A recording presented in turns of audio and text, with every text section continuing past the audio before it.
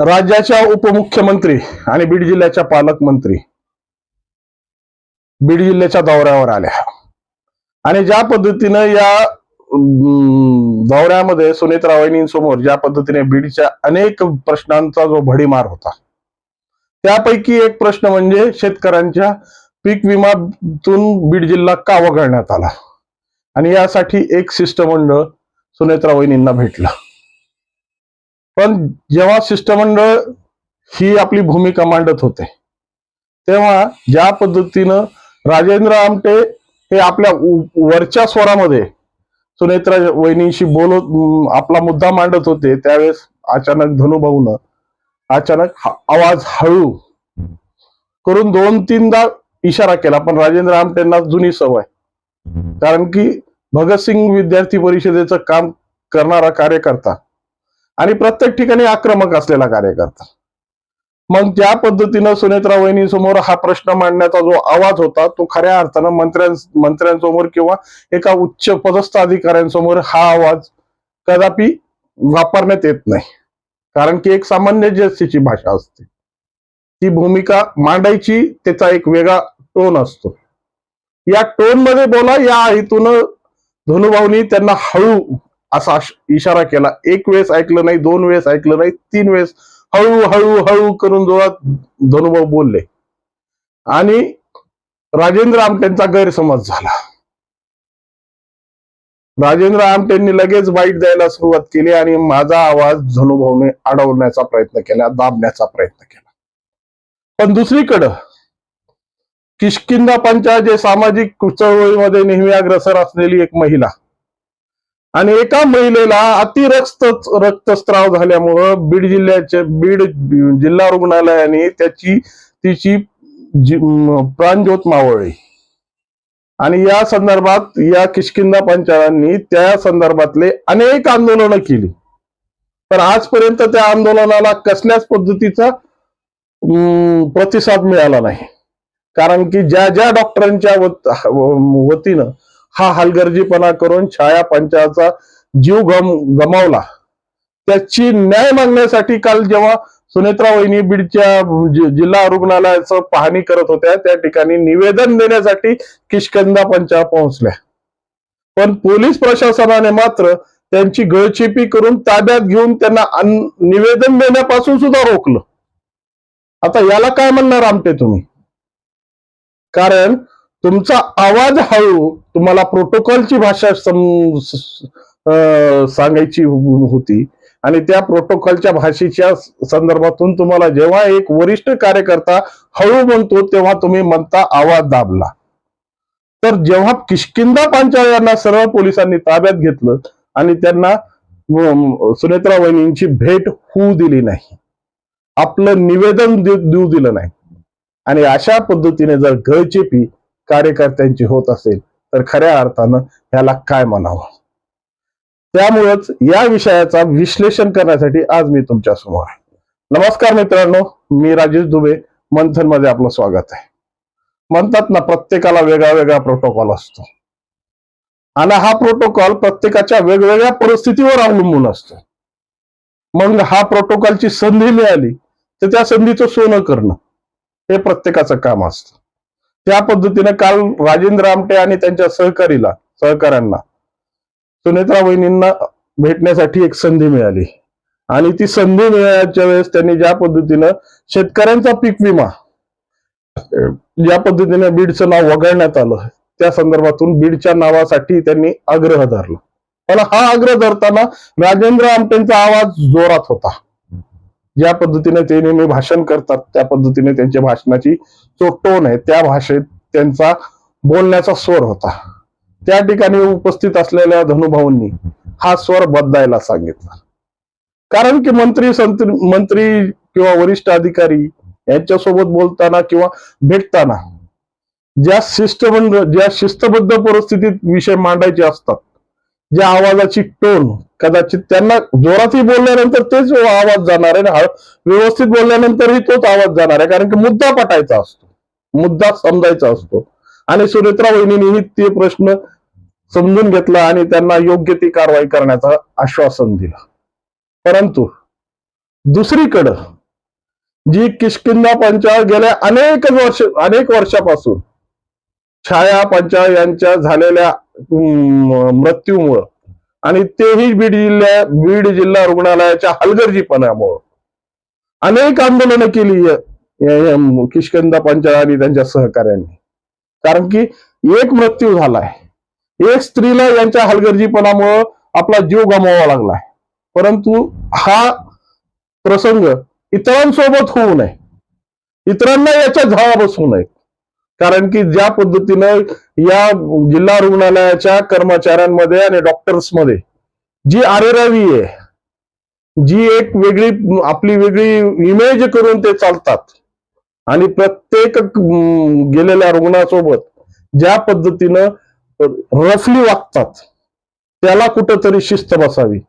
आणि या कर्मचाऱ्यांना ज्या पद्धतीनं यांनी ज्या छाया पंचाळाचा रक्तस्त्रावामुळे ज्या पद्धतीचा दुर्दैवी मृत्यू झाला, खऱ्या अर्थानं ही छाया पंचाळ एकटीच आहे का? या गेल्या 15 दिवसाच्या अगोदर एक मुस्कान नावाची महिलेसोबत सुद्धा तीच पुनरावृत्ती झाली. आणि ज्या पद्धतीने सुनेत्रा वहिनींच्या समोर ज्या काही गोष्टी मांडण्यासाठी काही मंडळी वावरत होती, काही जणांनी अग्रलेख, काही सुनेत्राताईंच्या दौऱ्याच्या संदर्भातून अग्रलेख एका फोटो प्रिंटवर काढून त्यांच्या स्वागतामध्ये दिले होते. आणि मुस्कानचा आवाज उचलताना सुद्धा तेच लोक तिथे उपस्थित होते. मात्र फरक एवढाच आहे की इकडं सुनेत्राताई वहिनींसाठी पायघड्या टाकण्याची परिस्थिती त्यांच्याकडे होती आणि दुसरी कार्यकर्ती की जी समाजातल्या भूमिकेमध्ये एका छाया पंचाळ नावाच्या महिलेसोबत ज्या पद्धतीची परिस्थिती झाली आणि तिचा दुर्दैवी मृत्यू या जिल्हा रुग्णालयाच्या माध्यमातून झाला, तिच्या न्यायासाठी सुनेत्रा वहिनींना भेटायची किंवा निवेदन देण्याची ती इच्छा होती. आता या दोन वेगवेगळ्या प्रसंगांमध्ये आवाज कुणाचा दाबला गेला? खऱ्या अर्थानं प्रशासनाने किंवा संबंधित लोकांनी या छाया पंचाळाला तिथपर्यंत का पोहोचू दिलं नाही? सॉरी, या किष्किंधा पंचाळाला का पोहोचू दिलं नाही? कारण की ज्या पद्धतीनं ही सगळी वरवरची जी लावलेली झालर आहे ती जर खऱ्या अर्थानं ओढली गेली आणि ज्या पद्धतीनं जिल्हा रुग्णालयाचं जे कुटील कारभार आहे, जो मनमानीपणा आहे, जो गळथान कारभार आहे, तो जर ही झालर ओढली तर हा सगळा खेळ बिघडेल. यामुळं किष्किंधा पंचाळाला सुनेत्रा वहिनीपर्यंत पोहोचूच दिलं नाही. कारण की स्त्रीची जी भाषा आहे ती समजू शकते, ती व्यथा आहे ती समजू शकते. प्रसव वेदनेच्या संदर्भातून, प्रसव अवस्थेच्यातून जर एखाद्या महिलेचा जर दुर्दैवी मृत्यू होत असेल तर तिला खऱ्या अर्थानं त्याच्यावर कडक कारवाई करण्याचे निर्देश सुनेत्रा वहिनींनी 100% दिले असते. पण या सगळ्या गोष्टीपासून वाचण्यासाठी आणि सगळ्या गोष्टी झाकण्यासाठी किष्किंधा पंचाळाचा गळा दाबण्यात आला. तिला पोलीस प्रशासनाच्या माध्यमातून झटापटी करून ताब्यात घेण्यात आलं. ही बघा,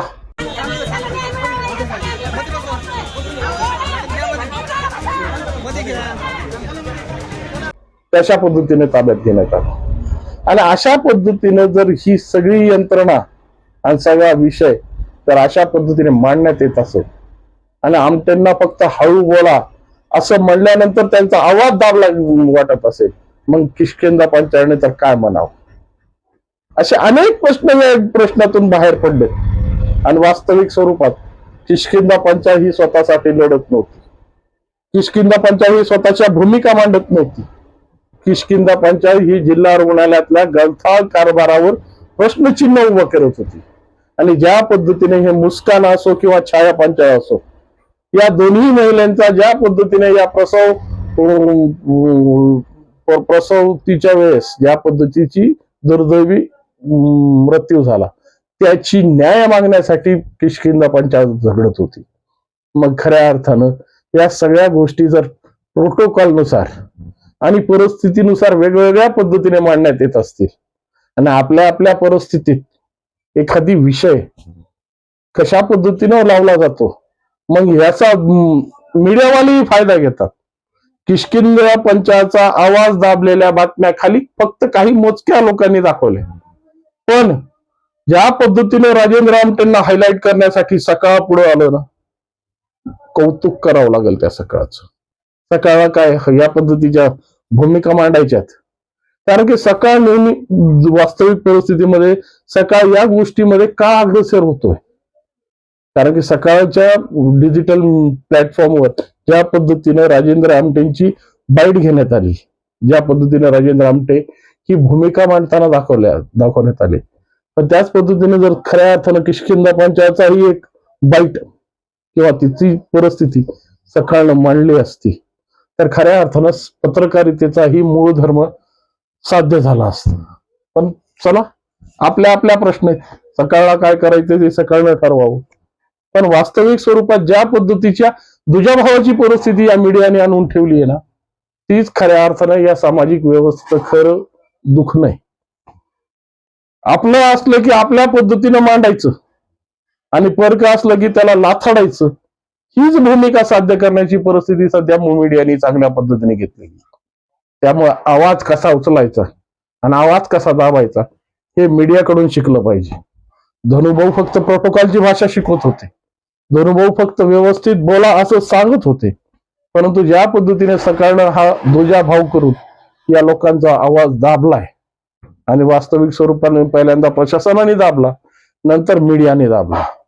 या दाबादाबीच्या खेळामध्ये खऱ्या अर्थानं खऱ्या प्रश्नांना ज्या पद्धतीनं भूमिका मिळायला पाहिजे ती मात्र झाकून गेली आणि जे प्रश्न सुनेत्रा वहिनीपर्यंत पोहोचायचे असतील, खऱ्या अर्थानं हे प्रश्न सुनेत्रा वहिनीपर्यंत पोहोचले पाहिजेत, कारण की या जिल्ह्याच्या अग्रगण्य स्थानी आणि मुख्य स्थानी असलेला हा जिल्हा रुग्णालय ज्या पद्धतीनं रुग्णांची हेळसांड करतो आणि यांच्या हलगर्जीपणेमुळे कितीतरी रुग्णांना आपला प्राण गमवावा लागतो, तीही ऐरणीवर आलं पाहिजे, हीच प्रामाणिक इच्छा. याबद्दल तुम्हाला काय वाटतं, याबद्दल तुमची काय भूमिका, निश्चितपणे कॉमेंटच्या माध्यमातून मांडा. आणि व्हिडिओ आवडला असेल तर लाईक, शेअर आणि सबस्क्राईब करायला विसरू नका. नमस्कार.